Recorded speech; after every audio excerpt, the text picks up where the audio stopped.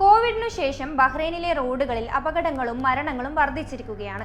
Covid കാലത്തും കോവിഡിന് മുൻപും ശേഷവുമുള്ള റോഡപകടങ്ങളുടെ വിവരങ്ങൾ അടിസ്ഥാനമാക്കി യൂണിവേഴ്സിറ്റി ഓഫ് ബഹ്റൈനിലെ നദീം ഹൊസാം, ഉനബ് ഗാസ്തർ, ബഹ്റൈൻ ഡിഫൻസ് ഫോഴ്സിലെ അബ്ദുള്ള അൽ ഫൗറി എന്നിവർ നടത്തിയ പഠനത്തിലാണ് ഇക്കാര്യം വ്യക്തമായത്.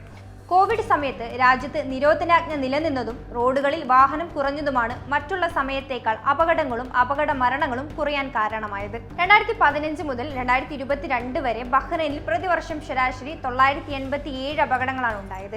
ഇതിൽ 526 നിസ്സാര പരിക്കുകളും 435 ഗുരുതര പരിക്കുകളും 54 മരണങ്ങളും ഉൾപ്പെടുന്നുണ്ട്.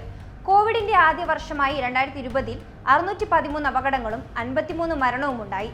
പഠന കാലയളവിലെ ഏറ്റവും കുറവ് അപകടം നടന്നതും 2020 ആയിരുന്നു. നിയന്ത്രണങ്ങൾ നീക്കിയതിനു ശേഷം അപകടങ്ങളുടെ എണ്ണവും ഉയരാൻ തുടങ്ങി. 2022-ൽ അത് വീണ്ടും 822 ഉയർന്നു. 2022-ൽ അപകടങ്ങൾ വർദ്ധിച്ചെങ്കിലും ഇത് മഹാമാരിക്ക് മുൻപുള്ള കണക്കുകളേക്കാൾ അധികമായിരുന്നില്ല. എന്നാൽ കോവിഡ് സമയത്തും ശേഷവും അപകടങ്ങളിൽ ഗുരുതര പരിക്കേൽക്കുന്നവരുടെ എണ്ണം വർദ്ധിച്ചിരുന്നു. ആ സമയത്ത് മനാമ പോലുള്ള പ്രദേശങ്ങളിലെ മൊത്തം അപകടങ്ങളുടെ 53.5% ഗുരുതരമായ പരിക്കുകളായിരുന്നു.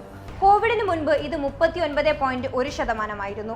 ബഹ്റൈന്റെ ഓപ്പൺ ഡേറ്റ പോർട്ടലിലൂടെ ലഭിച്ച സ്ഥിതിവിവര കണക്കുകൾ പ്രകാരം 2018-ൽ 48 ആയിരുന്ന ഗതാഗത മരണങ്ങൾ 2023-ൽ 70 വർദ്ധിച്ചു.